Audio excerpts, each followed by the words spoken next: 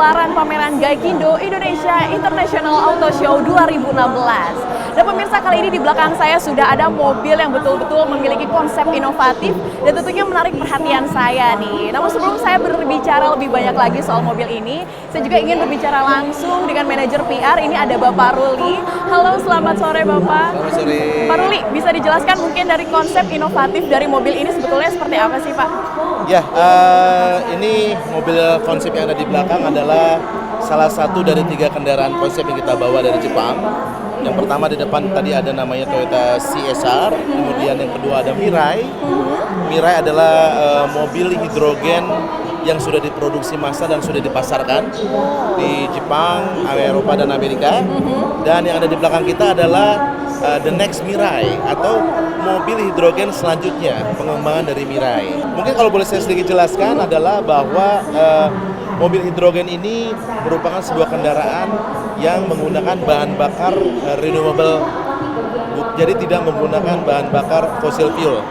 Fossil fuel lama-lama habis, sehingga kalau fossil fuel habis, mobilitas sudah tidak ada pergerakan kembali. Itu makanya sejak beberapa tahun yang lalu Toyota melakukan research untuk selalu mencari sumber-sumber tenaga baru. Salah satunya adalah hidrogen. Kenapa hidrogen? Karena hidrogen sebetulnya banyak terdapat di alam ini. Ya kasarnya begini loh, dari kotoran sapi saja diproses bisa menggunakan hidrogen gitu ya. Nah, hidrogen ini sebetulnya proses bekerjanya adalah hidrogen masuk ke dalam sebuah fuel stack di dalam kendaraan. Nanti hidrogen akan terjadi reaksi kimia dengan oksigen. Nah, hasil reaksi hidrogen dan oksigen ini akan menghasilkan listrik ditambah air. Jadi mobil Mirai dan mobil FCV Plus ini dia tidak mengeluarkan emisi apapun. Jadi emisinya nol. Yang keluar adalah air, H2O. Listrik yang dihasilkan digunakan untuk mengisi baterai dan juga menggerakkan motor listrik sehingga mobil bisa bergerak. Konsepnya begitu. Jadi betul-betul emisi bersih dan irit dalam penggunaan bahan bakar fossil fuel.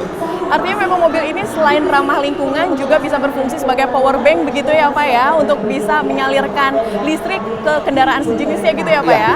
Itu yang membedakan antara FCV yang di belakang dengan mobil Mirai.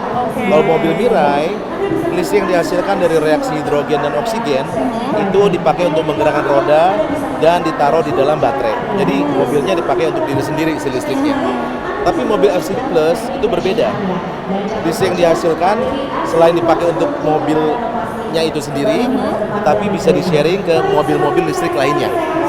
Tetapi selain mobil listrik bisa juga dipakai untuk menggerakkan atau membangkitkan listrik perumahan atau lingkungan sekitar. Jadi sebetulnya bisa dikatakan mobil ini mobil dermawan ya, bisa berbagi.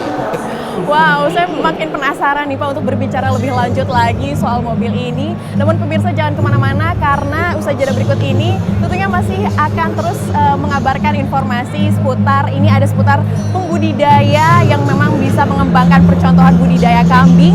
Juga ada cemilan unik dari pohon pisang dan juga ada alternatif usaha dari jamur tiram dan juga jamur kuping. Ini dia informasinya.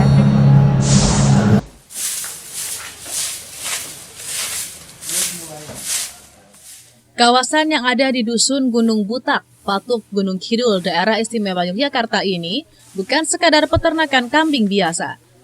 Karena mereka yang tergabung dalam kelompok peternak kambing Etawa, Ngudi Makmur II ini tidak hanya menjual daging kambing, tapi juga memanfaatkan susunya sebagai produk unggulan. Selain juga memanfaatkan kotoran kambing untuk diolah menjadi pupuk padat dan memanfaatkan urinnya untuk pupuk cair. Di mana sejak 20 ekor dihibahkan Balai Pengkajian Teknologi Pertanian atau BPTP Yogyakarta sebagai percontohan budidaya kambing peranakan Etawa pada tahun lalu, kini jumlahnya telah mencapai 46 ekor. Di sini, 1 ekor kambing betina indukan mampu menghasilkan antara 1 hingga 2 liter susu per hari. Dengan harga jual Rp20.000 per liter, sehingga sudah mampu meningkatkan pendapatan perekonomian masyarakat. Dari anggota kami dan juga dari masyarakat sekitar kami sudah bisa merasakan mungkin ada sedikit perubahan karena ibu-ibu kami dulunya yang tidak punya pekerjaan yang lainnya sekarang sudah bisa bekerja. Dengan teknologi peternakan kambing Etawa ini Maka sekarang wal sudah dapat daging dan anak, termasuk ini dapat mengambil susu perahnya. Pemasaran susu kambing kelompok peternak yang beranggotakan 18 orang ini sementara masih menyasar masyarakat sekitar. Selain juga disetorkan ke Taman Teknologi Pertanian milik BPTP untuk diolah menjadi minuman susu bubuk dan dodol. Dari Gunung Kidul, Daerah Istimewa Yogyakarta, Imam Prasetyo, Kantor Berita Antara mewartakan.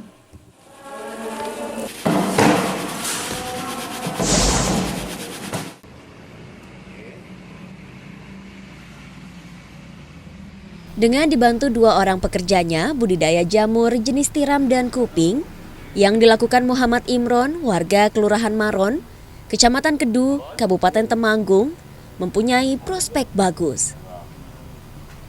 Usaha yang dilakoninya selama belasan tahun ini mampu menopang perekonomian keluarganya.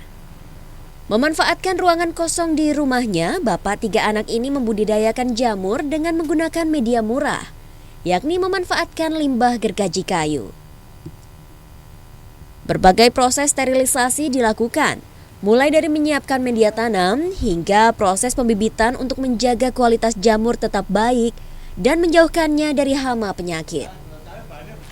Muhammad Imron mengaku, dalam sebulan dirinya dapat memanen 3 kali, dengan rata-rata panen 4 hingga 6 kuintal jamur tiram dan jamur kuping.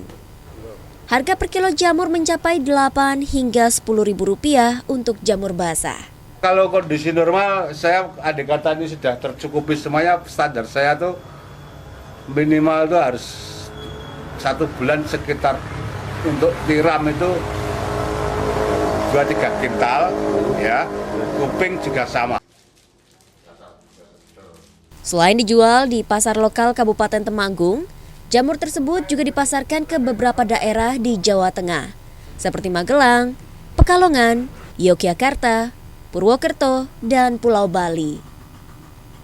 Dari Temanggung, Jawa Tengah, Firman Eko Handi, Kantor Berita Antara, mewartakan.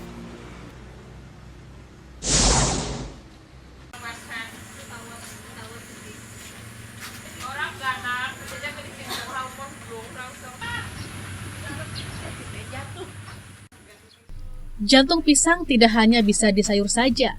Di Kabupaten Seruyan, tepatnya di Desa Bangun Harja, Kecamatan Seruyan Hilir, Kabupaten Seruyan, Kalimantan Tengah, jantung pisang diolah menjadi cemilan kerupuk yang gurih. Pengolahannya pun begitu simpel dan tidak memerlukan waktu yang lama. Hanya perlu menyiapkan bahan baku jantung pisang serta beberapa rempah dapur. Caranya, jantung pisang yang telah dibersihkan di blender sampai halus, lalu dicampur dengan rempah dan dibuat menjadi adonan. Adonan tersebut lalu dicetak sesuai keinginan, kemudian dikukus lalu dijemur. Setelah kering kemudian siap digoreng. Saat ini usaha yang dilakukan oleh ibu-ibu warga Desa Bangun Harja cukup diminati dan disukai masyarakat Seruyan. Hanya saja belum diproduksi secara massal dan diproduksi jika ada pesanan saja. Ketua Kelompok Usaha Kreatif Siti Utami mengatakan, kegiatan pengolahan kerupuk jantung pisang ini juga didukung oleh Disperindak Kabupaten Seruyan, termasuk diikutsertakan pada setiap kegiatan ekspo dan pameran lainnya. Jadi kerjasama dengan Disperindak. Oke, Disperindak. Bantuannya sejauh ini seperti apa dari pemerintah sendiri, Bu? Dari alat-alat, kadang ya pemasaran bisa juga waktu ekspo ya, itu seperti dia. ekspo ini ya. Ekspo. Jadi buka stand, Bu ya?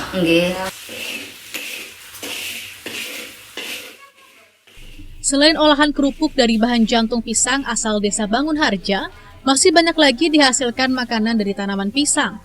Misalnya abon jantung pisang, keripik pisang, stik pisang, kerupuk bonggol pisang, sirup sari buah pisang, dan lainnya.